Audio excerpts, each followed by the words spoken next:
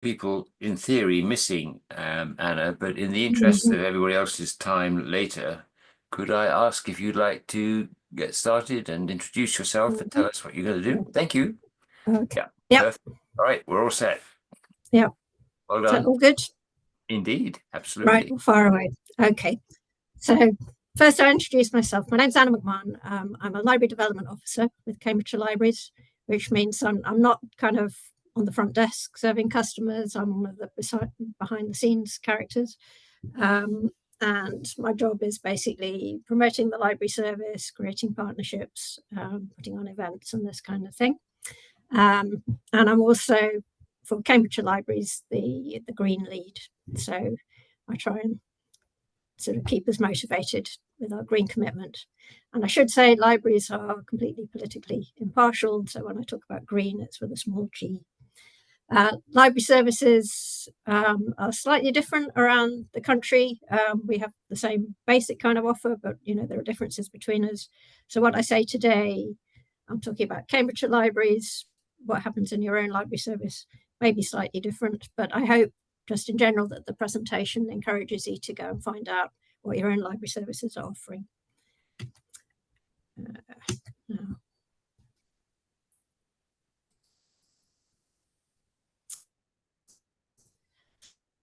So first slide, there's a poster about recycling. This was one of our Eco Club and offering them spaces so that they could share their message with a wider audience. My lovely library colleagues who are out and about, but attending an eco event in a local senior school. So this is one of the things we do, is to try and work with communities to share green messages. Libraries, of course, are leaders in the circular economy. We've always lent books, cared about resources and making the best use of them. There's a reason that library is used as a kind of shorthand for any collection of items that's shared between people. So we've been doing it for a long time. It's kind of our core business. And we don't just share books now, we also share other items. I'll cover that a little bit later on.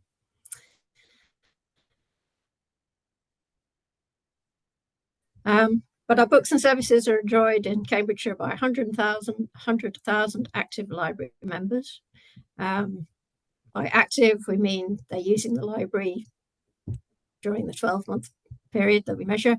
And this might be borrowing books, but also using some of our other services. We have computers, free Wi-Fi in the library that people can come in and use, and we have events that people attend.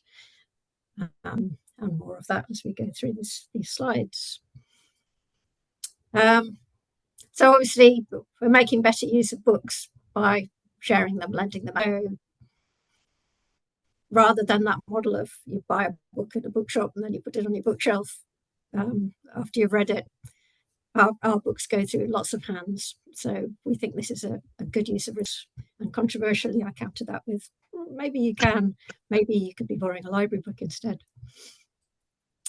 So amongst our collections, we have in Cambridgeshire developed some specific sort of environmental book collections.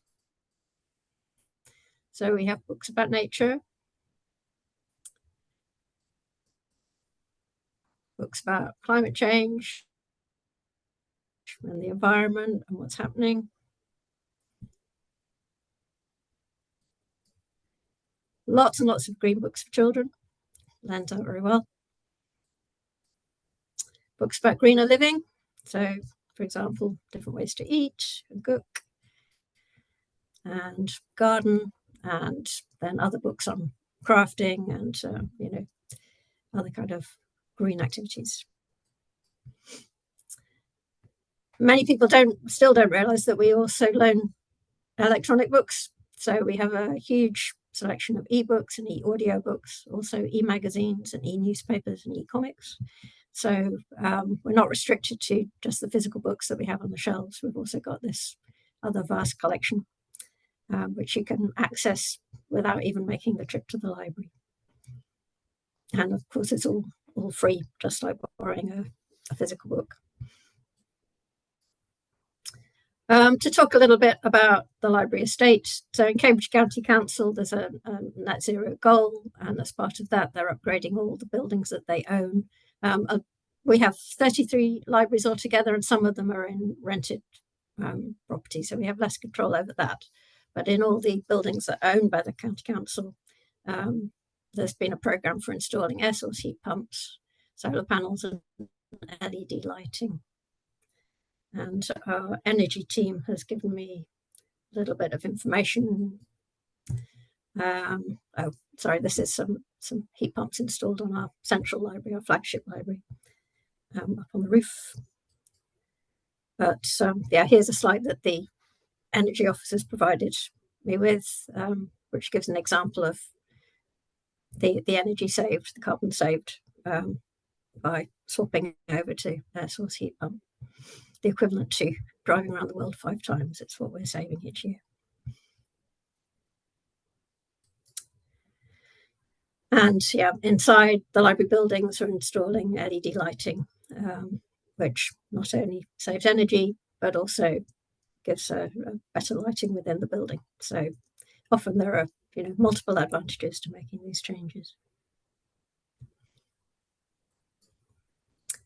And yeah, here are some of our solar panels. I'm not going to read out all the numbers for you, but yeah, a quarter of the individual library's annual electricity consumption. There's a good saving.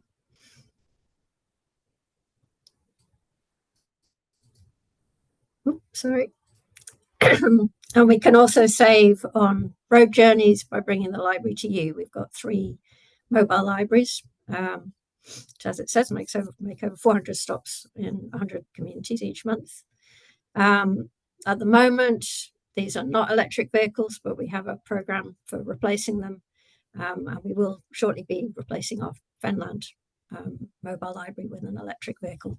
And we'll do a full rollout in due course. I mentioned Bessie the book bike earlier on. As far as we know, she's the UK's first library book bike. I think we just picked Bristol. And she goes out on visits in Cambridge and South Cambs, attending events, visiting schools and residential homes, and so forth. We can fill her with the bespoke books for whatever occasion, and we can sign people up to the library out and about. So she's a good ambassador for us. And she's an electric bike. This was Bessie at a theatre event in Cambridge, and Michael Rosen happened to be there and posed with us, which we were excited about. And we just their book stock. When I use the word just, that's not to dismiss books. Libraries are books are our core business, but we also do an awful lot as well as the books. And increasingly, libraries are hubs for events and activities. And we do lots and lots of green events and activities in libraries in Cambridgeshire, from crafting to talks, seminars, full-on eco fairs. This was in Green Libraries Week, which was October last year.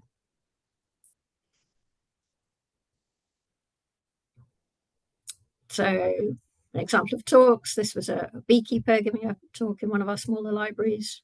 And we also got, we work with the local recycling team, and this was an event talking about composting. We have an arts programme with our libraries, which is funded by the Arts Council. It's called The Library Presents, and part of the programming always includes some green themed events. So here we've got an Indian dance event, which is with an environmental theme, and a puppet show about nature. So arts is a great way of sharing with communities environmental messages. It's just a softer way in. And we do lots of eco-crafts, hands-on learning. Here we are turning a book which has been withdrawn from stock turning it into a hedgehog, and some racing cars made with, I think, old CDs and cardboard tubes.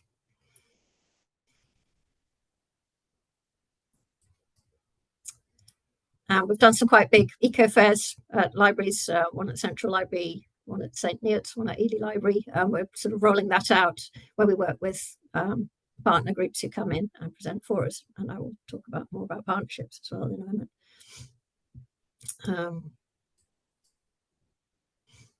Now, just a little plug for library.live, which is where Cambridgeshire Libraries posts all its events.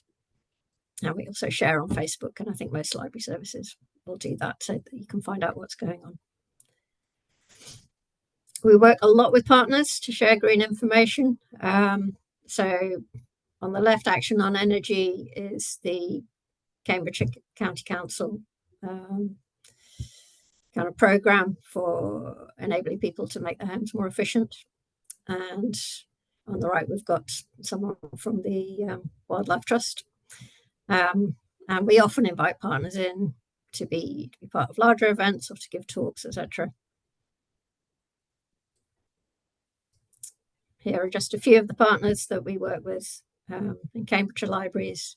So it's everything from, your local parish council and community groups and schools, to district council, county council. We work with the university, we work with museums, we work with national organisations, the British Library, BFI. We've even done an international project with New York Public Library. So, our reach is far and wide, and it's always worth, if you're trying to get in touch with groups that you want to work with, it's worth asking in your library. The person on the front desk might not have the contact, but there might well be someone within the library service who has got a connection, because we are always networking and trying to bring people together. That's part of what we do. So yeah, ask in your library if they've got connections with a group that you're interested in getting in touch with. You can actually save energy yourself by coming and using the library as a physical space to be in. You can work, study, read, meet up with friends, or you can just come and hang out. It's one of the few spaces in the modern world where there's really no expectation on you. You can just come and use our space for free. We do also have rooms that, if you are working with a group and wanting to put on a talk or an event for your group, then we can rent out rooms in many of our libraries at very low cost to community groups. Cambridgeshire Libraries has signed the Green Libraries Manifesto. This was a national initiative by CILIP, which is one of the library organisations in Britain. And it's, we'll go on to the next slide. There are several pledges in it, but basically it's about pledging to lead by example through our own actions in the green space, and to inform and inspire people in communities to take positive action on climate change and nature restoration. And it's spread further than the UK. There are quite a lot of international libraries who are also signed up for this. And this is not just public libraries, it's also school and university libraries, research libraries, medical libraries. And ending with an exhortation, with our library members, we can help make a cleaner, greener world. So thank you for supporting your library, and don't be afraid to ask your library how we can support you. We're very, very interested in working with our communities. All right, so that is my presentation. And I will try and stop sharing. Yes. There we go. Anna, thank you so very much. That was actually very surprising, because I come from a part of the country that doesn't have a publicly funded library. So my first question to you is going to be, where do we get the money from to host all these events? Because I think they look like they're doing a wonderful job, but there's no cash around to support people like you putting all these things together. Well, this is why we work so much with partners. We've got the spaces. So if partners want to come in and give a talk, then we can, get the audience for them. So that's kind of how it works. Will companies sponsor you? Because we're sponsored by a local authority, Right. There's no we don't need. generally need that. If we're wanting to put on a special project, then we might go after funding pots, once the libraries are allowed to apply to. So, for example, last year we had money from something called the Europe Challenge, which enabled us to work with a refugee community that was near to one of our libraries. And that was, we worked with the refugees and also with the local settled community to bring people together for food and arts events using the library space. So when we want to do a bigger project, then we have to, go and find some source of funding usually. But we're always interested in donations. So if people want to support libraries, there are ways. Well, I live in a village where the library is only open because volunteers refuse to let it shut. But I suspect it's true of a lot around the country. Yeah, no, in Cambridgeshire, we have our 33 kind of full libraries, which are run by Cambridgeshire Libraries. And then we've also got 12 community-led libraries, which are run by volunteers. And they're like a cousin library. So they can get books from us, but we don't organise what they do and how they run themselves. All right, yes, the mobile library is obviously a way of getting around to see more people. Wonderful stuff.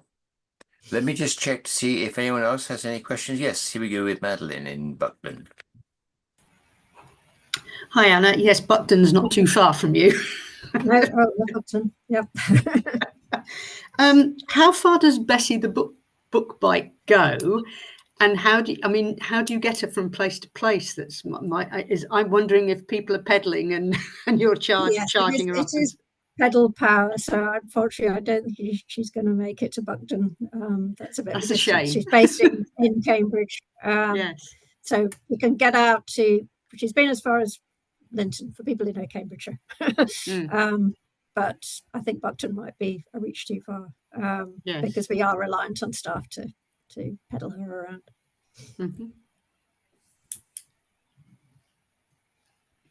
Oh, lots of hands up now. Right.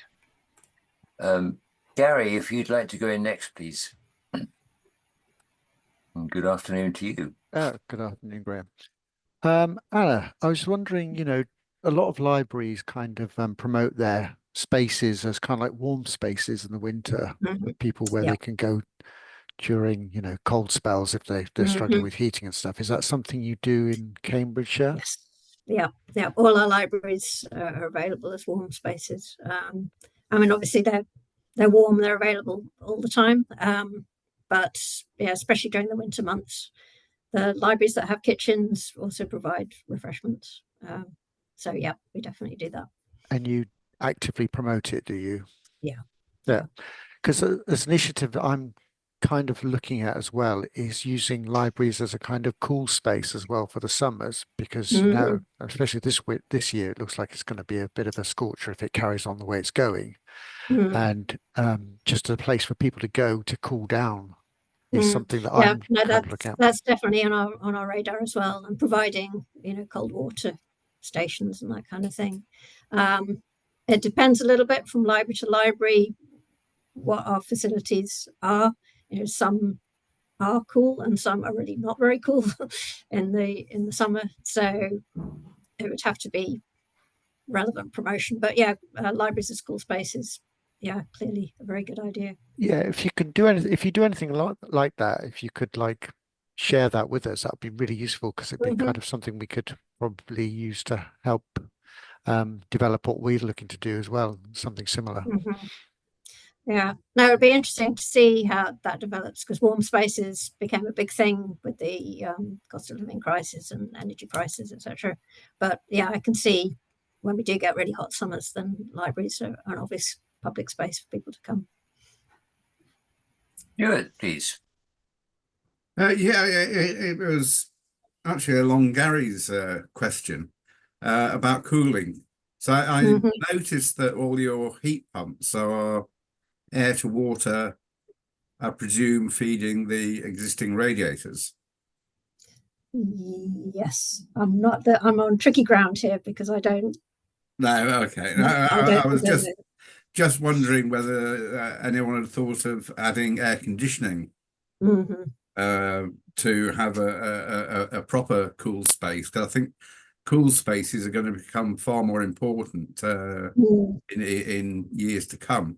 And the other thing I was going to ask is, how did you get Cambridgeshire County Council to retrofit all your libraries like that? With solar PV, air source heat pumps. It was driven by them.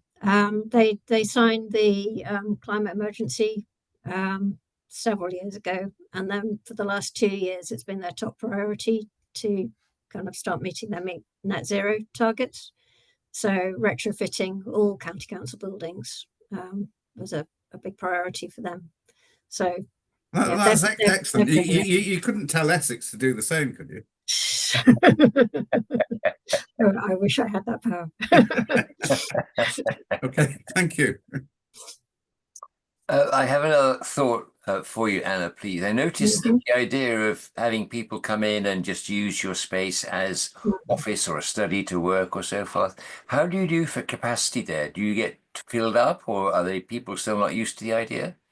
It varies very much from library to library, community to community, what the local need is. Some of our libraries are very small, and we might only have 1 or 2 computers that people can come in and use. Obviously, you can bring your own device in, but there might not be a whole lot of desk space. Plus, depending on what kind of work you do, if you're going to need to be chatting to clients all day, then you probably don't want to be doing that in a library. But Central Library fills up massively, especially with students during revision time. But also people come in and use our desks and whatever for working. So venue by venue. I must say it's a novel thought that for some strange reason hadn't ever occurred to me. I'm often looking for somewhere to go and find quiet to work, and the library never actually leaps to mind. So you've done one convert. Thank you very much. Let me go to Sue in Ixworth, and then we'll go to Madeline, who's got her hand up as well. Can Sue, please? Could I just make a comment about the air conditioning? My understanding is that it's taking in the warm air and it's putting out cold air, but in doing so, it's putting out moisture. And I do wonder whether, in fact, the moisture could be detrimental to the condition of books. Has that been considered? I think it's the other way around. I think the cool air is drier than it would otherwise be. I don't think it's more moist. I don't think it's more moist. No. I mean, we certainly have air conditioning in our local studies collection, where there are older, rarer documents that have to be kept in good condition. So we certainly wouldn't be pumping moisture in.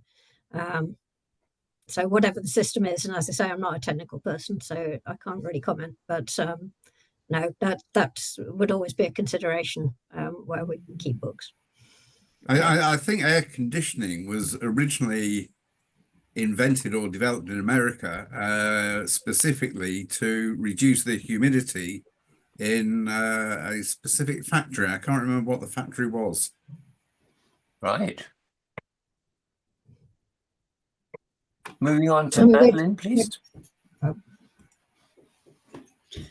Just again on the idea of keeping places cool. In Buckden, the village hall, which is where the library is, have just got a grant to install living walls. I just wondered whether there's anything that Cambridgeshire County Council or anybody or whether the library service have shown an interest in developing cool walls or living walls or something. I mean, it'd be great for the central library in Cambridge to like that. I think it's one of those things that for many staff that's kind of on the wish list, but for all sorts of reasons, I doubt that it'll happen very soon. I would love it if we were building a new library, say, to have it with green walls and green roof and things. But in terms of retrofitting I suspect we won't be going down that route, but you know, I'm not the one that makes the decisions about these things. No, I didn't know whether there was just for sort of maintenance reasons. I think possibly they would shy away from it, but I don't know. I'm very interested to know what happens in Buckton. I shall follow that one now. Yeah. Okay, thank you. Gary, wasn't it last week that you had a little video that you were showing us in Corsham where the local school has put up live walls? The week before, sorry. Yeah, I don't think it was on the video that they had a green. They had a. I think it's just the act of putting plants all the way up the outside of the wall, wasn't it? Yeah, it was the week before, Graham. I beg your pardon. But anyway, Anna, they were saying that there were 5 degrees cooler where the walls were covered in vegetation. So it does make a substantial difference. Yeah, definitely something to look at. I mean, where smaller measures of taking sort of things like installing blinds inside libraries to just keep the space a little bit cooler. Those sorts of things we can easily do. So we've been actioning some of that. Fascinating. Well, you've thrown the light on what they could be doing and what we should be persuading our local people to do. I think Anna, do you have any sorts of links to what your library has done those days where you're showing sort of Library Green Week and so forth? Do you have any documents or lists of what you planned or did that we can just share with other people? I'll have to root around a little bit, but it doesn't have to be in this very second. I was just thinking when we put the page up on the wiki, it would be nice to have some stuff that we could give leads to people. Thank you. Yeah, I'll see what I can find that would be useful. I can also share this slide deck if that's a useful thing. Well, if you'd send that to me, that'd be very good, useful. Yes, please. And let me just check if anybody else has any other questions for you or any comments to make. In that case, I'm going to put the onus on David now to ask if you can spend 15 seconds telling us what we're going to be doing next week. If that's not too much of an out of the blue question. We've lost David. No, I'm here. But apologies. Can you hear me? Okay. Yes. Yep. You're fine. What we'll be doing next week is looking at developing a storyboard to help the Great Collaboration with sort of guiding parish and town councils to tackle the net zero issue. Basically, just to give you an overview, we need to target set. So we need to find out where we're going to get the information from in order to set the target. We need to understand what those targets mean, and then break the overall CO2 output into different sectors or areas. So housing, transport, industrial, that type of thing. And then work out how we as parish and town councils can then start to put in place plans to reduce CO2 in each of those specific sectors. And this is very much clay on the potter's wheel, where we are going to shape that, hopefully as a group, shape that clay into something that is useful and usable. And so as I begin to start to create the storyboard, which I have been doing, it just opens up more and more issues and areas that need to be looked at in detail and understood. And so it's a workshop to help us understand how best to use the Great Collaboration website to really help provide really practical, simple, sensible information advice with regard to achieving the sort of net zero requirements that we're all trying to achieve. And a lot of us have lots of aspirations, but no idea how to achieve it. That's going to be fantastic. It's a marvelous segue to Gary's presentation last week on the way that sort of Corsham approached their issues and then came up with exactly what you're suggesting, that they listed what they're going to goals they're going to achieve, they listed how they would go about it, and then they were very careful about measuring the output, the outcome. So I think it'll be a great segue to that, David. I'm looking forward to it. Thank you. Yes, I'm sorry I missed that last week, but that would have been absolutely a superb presentation. And hopefully he can join and really add to it, because more hands to the pump, as they say. Yeah, well, I think it would be a wonderful piece of timing, Gary, if you are able to make it next week. And for everybody else, I hope that you've enjoyed today and that you will be joining us next week to push David to ever greater talents. Thank you very much, all. Yes. Thank you very much. See you Thank next you, time. Anna. Cheers, Take care, everybody. everybody. Bye-bye. Thanks. All right. Bye-bye.